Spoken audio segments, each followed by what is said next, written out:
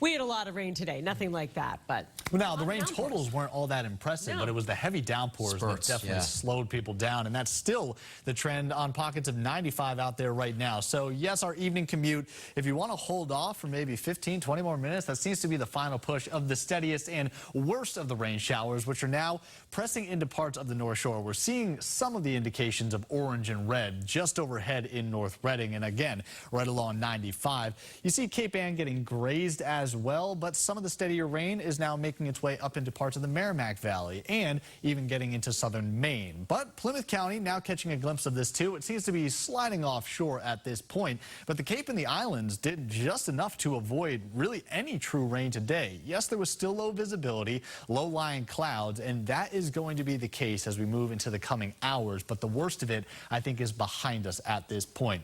We stay in the muggy, sticky conditions with some lingering rain showers for tomorrow morning as the final push of this system is still locked into the Ohio Valley. So we have a ways to go before we ultimately clear out the clouds, and they are obviously going to stick around this evening. But notice where our temperatures go. They only fall into the upper 60s. Typically with clear skies, we see them fall into the upper 50s, and unfortunately the comfortable conditions will not come around to finish up our week. So we do need to still track in that next wave of energy, which is associated with the one we saw today, to bring us some of those scattered showers through mainly the morning hours on Friday. Right around lunchtime, the clouds are going to stick around, and there are still some hit or miss chances as we go into your Friday evening plans, but dry air begins to spill in, and with the northwest winds, we will hopefully dry things up for the beginning of our weekend. Most of Saturday is looking okay, but not totally out of the woods with the shower chances as another pocket of energy moves north to south, and along with it, it's going to grab at least some of the lingering moisture